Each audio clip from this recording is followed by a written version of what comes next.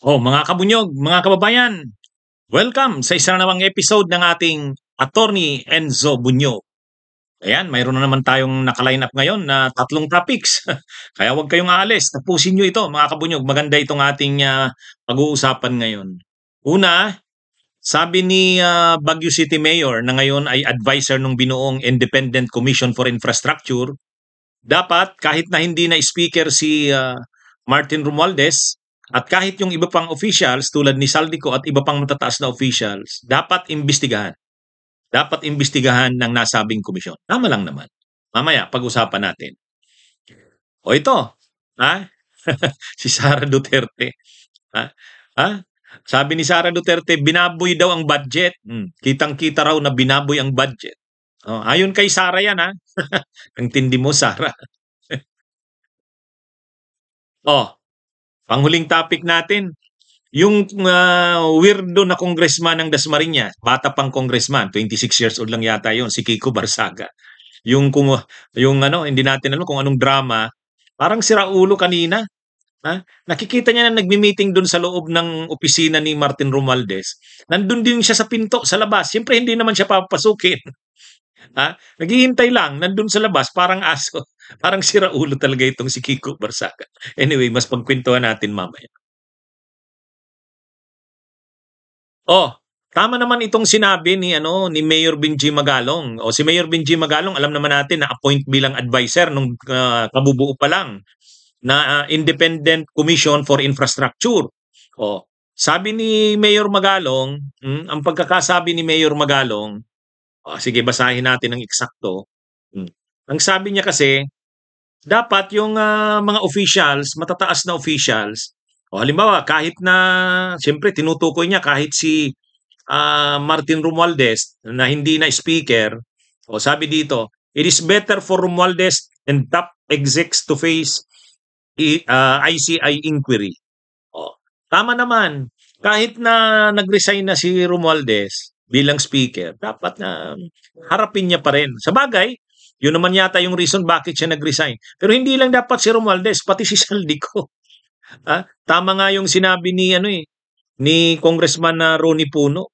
Kung ayaw umuwi ni Saldico, kung kinakailangan forcibly pauwiin para maka-attend sa investigasyon. Tama lang naman 'yun.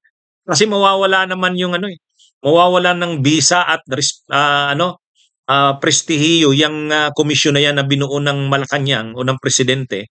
Kung hindi rin lang maiimbestigahan yung mga matataas na opisyal na yan, si Saldico, si Romualdez, hindi lang sila pa rin, si Grace Poe, si Chis Escudero, dapat maimbestigahan sila. Kasi sila yung mga pasimuno ng mga insertions, mga insertion sa budget. Kaya tama si Mayor Magalong, walang pipiliin at lalo na dapat yung mga matataas na officials, dapat talaga mapanagot sila. At para mapanagot sila, kailangan masailalim sila sa investigasyon. Ito pa yung sabi ni Mayor Magalong, the Independent Commission for Infrastructure cannot flinch from questioning even the country's most powerful politicians, according to Baguio City Mayor Benjamin Magalong, as he back calls to summon Speaker Ferdinand Martin Romualdez and other senior officials to face the inquiry into the corruption-ridden flood control program. Yun. Yun? Dapat talaga mapatawag nitong ICI, Independent Commission for Infrastructure. Kahit si Grace Poe, kasi tinuturo ni Congressman Ronnie Puno, si Grace Poe sa si Chis Escudero daw ang talagang nagsimuno ng mga insertion sa budget. Gayon din si si Saldico. Sa hindi pa nga daw si Romualdez at saka si Grace Poe, si Saldico at saka si Chis Escudero. So dapat talaga maimbestigahan sila.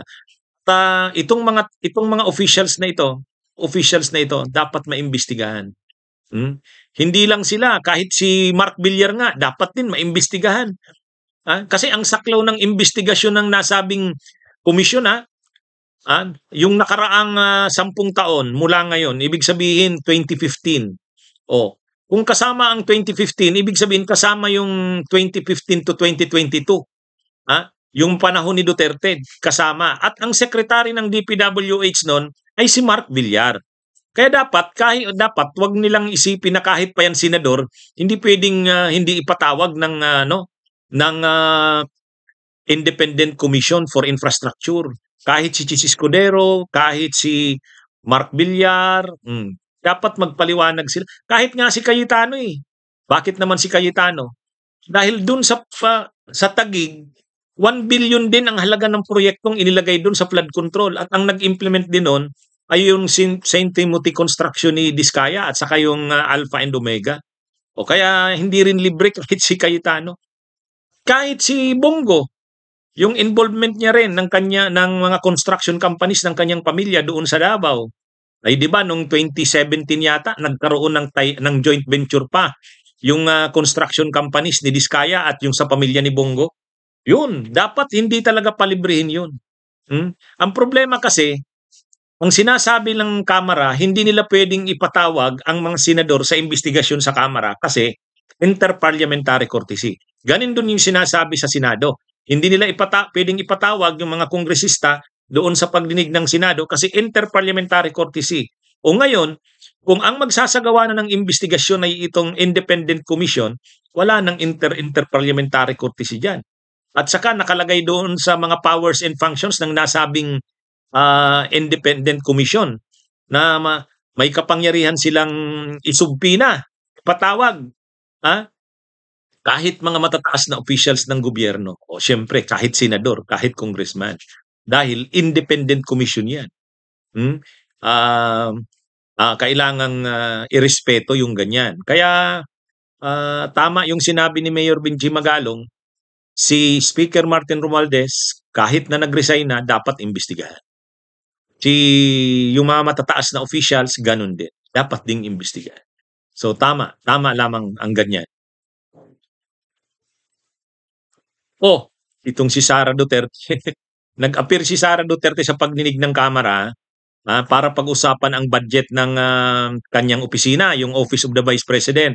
Ay siyempre habang nandun siya, inaambus interview siya ng media. Ay tinatanong siya tungkol sa reaksyon niya sa mga nangyayari sa Kamara, sa Senado, yung tungkol sa mga flood control, yung kanyang budget sa kanyang opisina. Ay sabi ni Sara Duterte, ay ano daw kasi, ang sabi ni Sara Duterte, binaboy daw kasi yung budget. Obvious naman daw na binaboy yung budget. Ang tinutukoy niya, yung budget ng ito na nga, itong mga insertions. Totoo naman. Yan na nga ang iniimbestigahan. Pero siya ba? Hindi ba siya guilty sa pambababoy din ng budget? Ito namang si Sara Duterte, kung makapagsalita, akala mo naman malinis siya. Akala mo naman wala rin siyang pananagutan ng ganyan. Ay sinasabi niya, masyado daw mabagal si PBBM. Sa bagay, mabilis naman talaga si Sara eh. Ay di ba yung 125 million, inubos niya lang in 11 days? O di ba ang tindi nun? Mabilis siyang gumastos. At ang bilis niya ring mag-liquidate. Ang bilis niyang mag-liquidate. Yun, Mary Grace Piatos, OIC, kasi hindi naman talaga totoo yung liquidation kaya mabilis. Yan yung mga ni Sara. Kaya ang puna ni Sara sa mga nangyayari, binaboy daw yung budget. Akala mo naman nung panahon ng kanyang ama, walang pambababoy ng budget. Ay alam naman natin ang nangyari.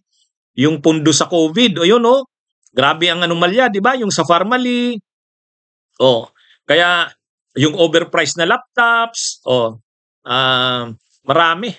Ginamit lang ang COVID noon. Nangutang ng napakalaking pundo galing sa ibang bansa. Pagkatapos napunta lang karamihan sa korupsyon. Yan yung mga nangyari. Binaboy din ang budget noon, mas malaki. Mas grabe ang ang mga alokasyon ng budget sa COVID kasi syempre nagamit yung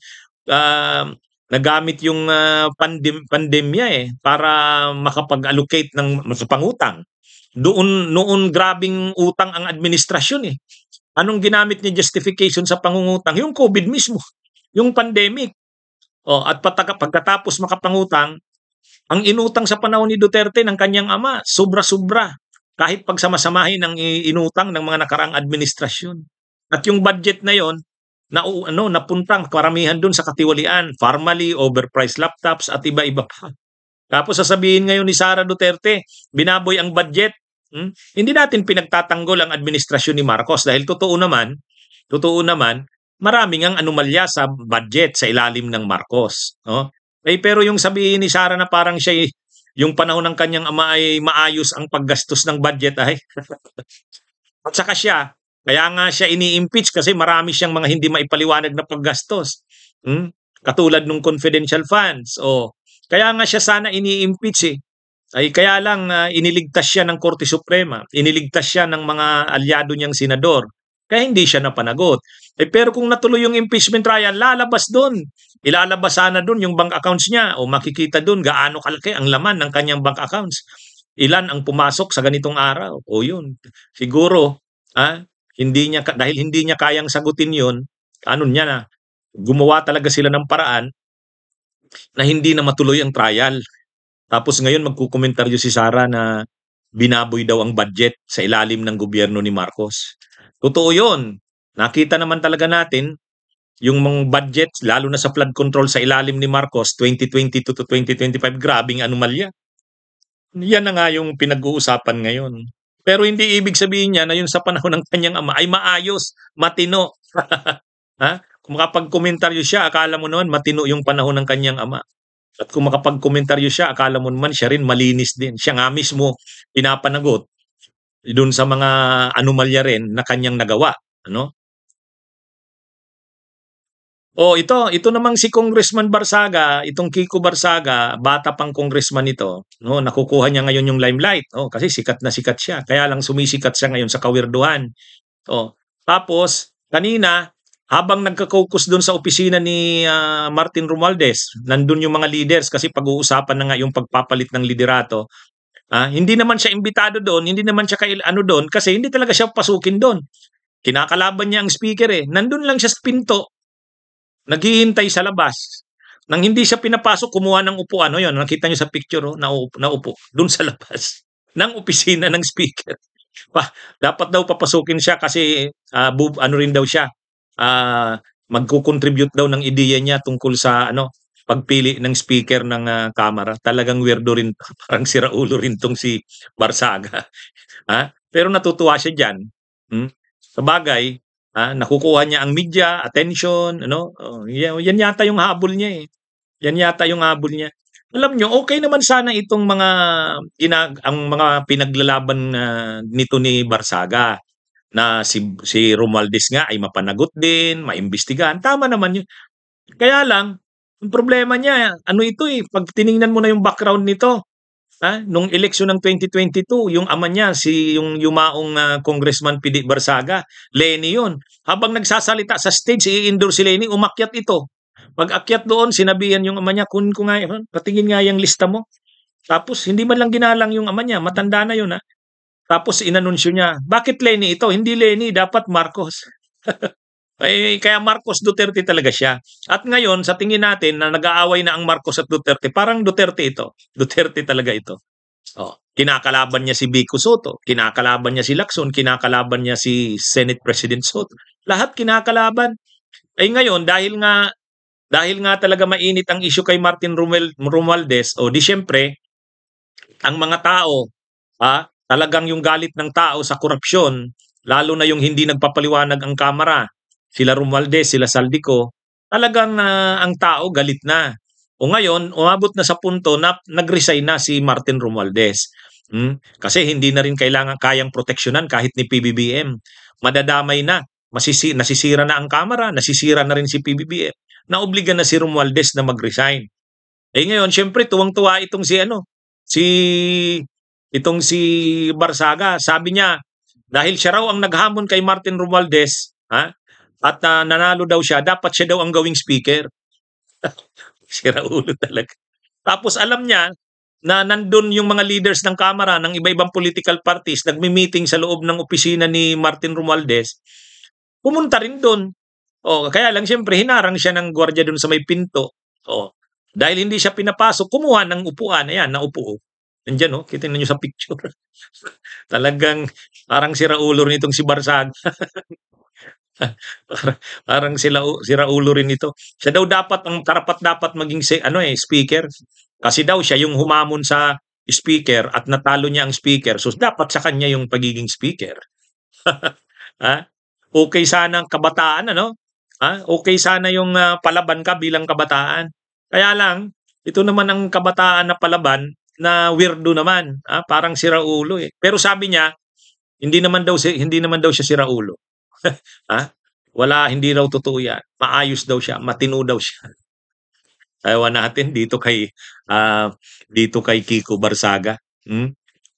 Pero 'yan, kini-claim niya na sa kanyang tagumpay daw yang ano na 'yan, nangyari na 'yan na nag-resign si Martin Romualdez, Tuwang-tuwa siya, para siyang, nanalo sa lotto, oo. Kini-claim niya yung kredito na kanya yun.